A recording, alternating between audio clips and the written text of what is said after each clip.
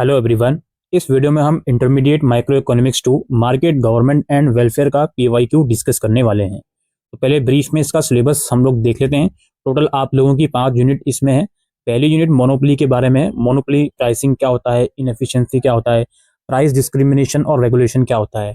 फिर है general equilibrium जिसमें एक्सचेंज इकोनॉमी और रॉबिन्सन रॉबिन्सन क्रूजो इकोनॉमी और पैरेटो ऑप्टिमलिटी, वेलफेयर थ्योरम और वेलफेयर एंड सोशल चॉइस के बारे में पढ़ोगे। फिर है मॉडल्स ऑफ मोनोपोलिस्टिक कंपटीशन जिसमें firm with differential products, markup, short run and long run equilibrium. उसके बाद है एक्सटर्नलिटीज जिसमें मार्केट इनएफिशिएंसी अंडर एक्सटर्नलिटीज पढ़ोगे आप, और पिगो टैक्स पढ़ोगे आप, कॉस्ट थ्योरम पढ़ोगे, market creation and other solution. फिर है पब्लिक गुड जिसमें inefficiency of market equilibrium, optimal public good provisions, free rider problem, Lindahl taxes के बारे में पढ़ोगे। तो ये ब्रीफ सा सिलेबस है।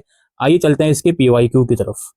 तो पेपर एज यूजुअल 90 नंबर का आपका आने वाला है। ठीक है, पेपर में किन्हीं 5 क्वेश्चंस का आपको आंसर करना है टोटल 7 में से। अगर क्वेश्चन के मल्टीपल पार्ट्स हैं तो उसको एक ही जगह आपको सॉल्व करने हैं। और याद रखिएगा सिंपल कैलकुलेटर इसमें अलाउड है। पहला क्वेश्चन हमारे पास है, suppose that a monopolist faces two markets with inverse demand curve given by. तो ये डिमांड कर्व इनवर्स गिवन है यहाँ पे। इसमें क्या है भाई, P1 और P2 जो है वो प्राइसेस हैं जो कि चार्ज किए जा रहे हैं मोनोपोलिस्ट द्वारा for quantity demand Q1 and Q2 in the market 1 and 2 respectively. Assume that the monopolist marginal cost is constant at 20. If it can price discriminate, what price should it charge in each market in order to maximize profit? If it can't price discriminate, then what price should it charge? बताया जा रहा है तो अलग अलग condition में पूछ रहा है। अगर प्राइस डिस्क्रिमिनेट है तो कितना प्राइस चार्ज किया जाना चाहिए प्रॉफिट को मैक्सिमाइज करने के लिए, और अगर प्राइस डिस्क्रिमिनेट नहीं है तो फिर कितना चार्ज इसको करना चाहिए। क्वेश्चन नंबर 1 का ए पार्ट है जो कि आप लोगों का 9 मार्क्स का है। इसके बी पार्ट की तरफ चलते हैं। ये थ्योरेटिकल है। Explain with the help of diagram the price charge by a monopolist in 2 part tariff scheme. ये क्वेश्चन नंबर 1 इस तरीके से 18 मार्क्स का हो गया। इसके बाद नेक्स्ट क्वेश्चन है क्वेश्चन नंबर 2। इसका ए पार्ट है जो कि 7 मार्क्स का है। A monopolist has demand curve denoted by this, where y is the output, p is the price. The cost curve of a monopolist is denoted by this. What will be the profit maximizing output and price of a monopolist? Question number 2 का ए part है। इसका B part है जो कि theoretical है, 11 number का है। Explain how monopolistic competitions share elements of both competition and monopoly. How does it differ in terms of entry and exit condition and profit maximising condition. इसके बाद चलते हैं नेक्स्ट क्वेश्चन की तरफ। क्वेश्चन नंबर 3 इसका A part है, what are the implications of first theorem of welfare economics.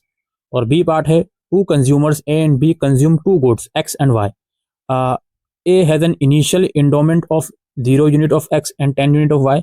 B has initial endowment of 20 unit of X and 5 unit of Y. For A utility function is this and for be the utility function is, जो कि यहाँ पे given है। Draw Edgeworth box diagram and find Pareto efficient amount of output.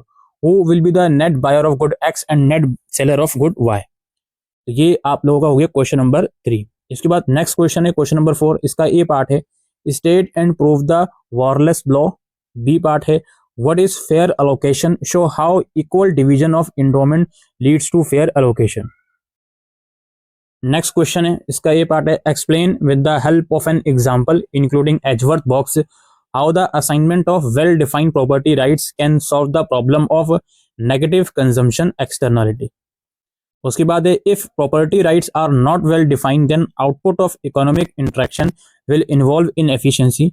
Explain the above with respect to tragedy of common with the help of an example. इसके बाद दोस्तों question number 6 इसका A part है, explain the condition under which public good is provided by the market mechanism। और इसका B part है, as given from above part, if a public good is to be provided then how much is to be provided, explain with the help of diagram। उसके बाद दोस्तों last question इसका A part है जो कि 4 number का है। Suppose a social planner decides to allocate income between 2 person and A and B to maximize the utility where UA and UB are utility of person A and B. Suppose the planner has fixed amount and can enforce any distribution such that UA plus 2UB is equal to 200. Find the welfare maximizing allocation। उसके बाद state and explain with diagram Coase theorem in case of externality, और C part है the optimal amount of public good will be different at different allocation of the private good, but if the consumer have the quasi-linear preference, it turns out that there will be a unique amount of the public goods supplied at every efficient allocation. Prove the above statement. तो ये दोस्तों 7 questions थे आप लोगों के इस question paper में, जिसमें से आपको कोई 5 करने हैं। तो ये था PYQ economics intermediate micro economics 2 market government and welfare का। उम्मीद करते हैं ये वीडियो आपको यूजफुल लगी हो, तो वीडियो को शेयर कीजिएगा। Thank you.